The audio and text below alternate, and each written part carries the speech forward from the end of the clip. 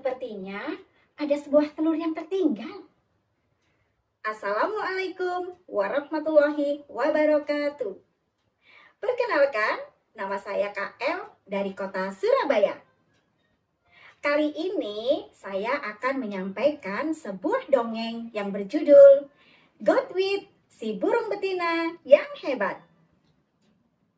Dongeng ini diadaptasi dari sebuah buku yang berjudul Godwit Kecil Mengejar Cita-Cita, karya Emily Lim yang diterjemahkan oleh Kukilo dan diilustratori oleh John Lim. Sudah siap mendengar ceritanya? Di Hartik yang dingin, ada sebuah telur yang tertinggal sendiri. Belum menetas. Hingga suatu hari, telur itu retak dan akhirnya pecah. Muncullah Godwit kecil dari cangkangnya. Ia menggoyang-goyangkan bulunya yang sangat tipis. Satu hal yang ia temui pertama kali adalah seekor burung hantu. "Apakah kamu melihat keluargaku?" Burung hantu pun menatap Godwit sambil menjawab.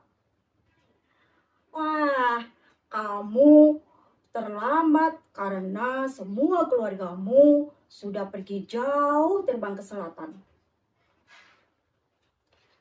Godwit pun pergi sendiri dan ia berusaha mencari mangsa. Dilihatnya ada bayangan di balik salju dan ia ingin menerkamnya.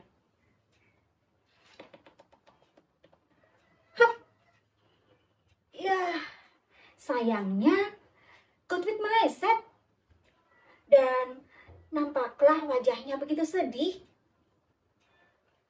"Sepertinya tanpa mata tajam, aku tidak bisa berburu makanan. Apakah aku bisa bertahan ya?" Bagaimana teman-teman? Apakah Godwit bisa bertahan? Ia pun berjalan dan di tengah perjalanan bertemu dengan seekor burung bangau. Burung bangau akan pergi terbang ke selatan. "Bangau, apakah aku boleh ikut terbang bersamamu?" "Wah, boleh juga dong, asal sayapmu sekuat sayapku." Godwit pun akhirnya berlatih untuk terbang. Angkat sayap, turunkan sayap, dan kepalkan sayap. Akhirnya Godwit pun bisa mengikuti si bangau terbang ke langit. Dan tidak lama kemudian, bangau merasa kelelahan. Ia mengajak Godwit untuk berhenti dan beristirahat di sungai yang berkilau. "Godwit, kita beristirahat di sini aja. Aku akan mengajarimu menari." "Menari? Oke." Godwit pun mulai berputar-putar, menggoyangkan kakinya. Tetapi teman-teman,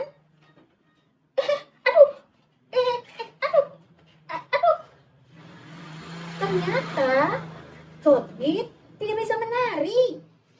Semua yang ada di sekitarnya ditabraknya ke sana kemari. "Aku tidak bisa menari. Lalu sebenarnya apa ya yang bisa aku lakukan?" Godwit pun pergi meninggalkan bangau dengan perasaan sedih. Dan di tengah perjalanan, dia bertemu kembali dengan seekor burung, yaitu Raja Udang. Raja Udang juga akan pergi ke selatan.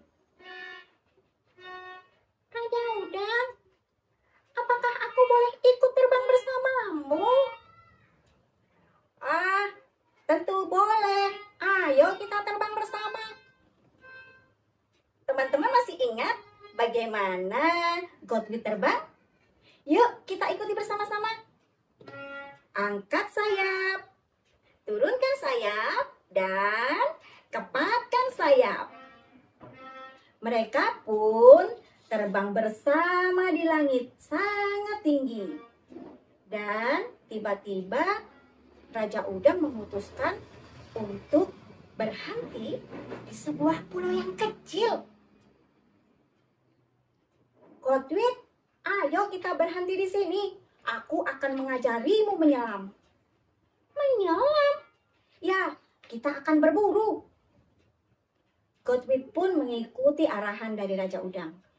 Ia naik ke atas, menukikkan tubuhnya untuk turun ke dalam air.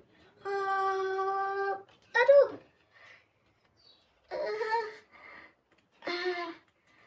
Aduh. Teman-teman, ternyata Godwit gagal juga. Dia tidak bisa menyelam. Dan dia pun terlihat sedih. Ternyata aku tidak bisa menyelam juga. Lalu, apa ya yang bisa aku lakukan? Godwit kembali meninggalkan sendiri Raja Udang. Di tengah malam, ia melihat bulan dan bintang bersinar terang di langit. Sepertinya itu adalah petunjuk baginya bahwa dia tidak harus sama seperti Raja Udang ataupun Bangau. Dan saat itu dia terus melatih dirinya untuk bisa terbang tinggi, tinggi, dan jauh. Teman-teman, yuk kita latih bersama-sama dengan Godwit. Angkat sayap, turunkan sayap, dan kepakkan sayap. Wah, ternyata Godwit semakin lincah. Tubuhnya semakin ringan di langit dan dia bisa terbang tinggi ke selatan. Setelah melewati lautan yang luas, dia memutuskan untuk mendarat dan dia berputar-putar di atas langit, lalu menukik ke bawah untuk turun di sebuah pesisir.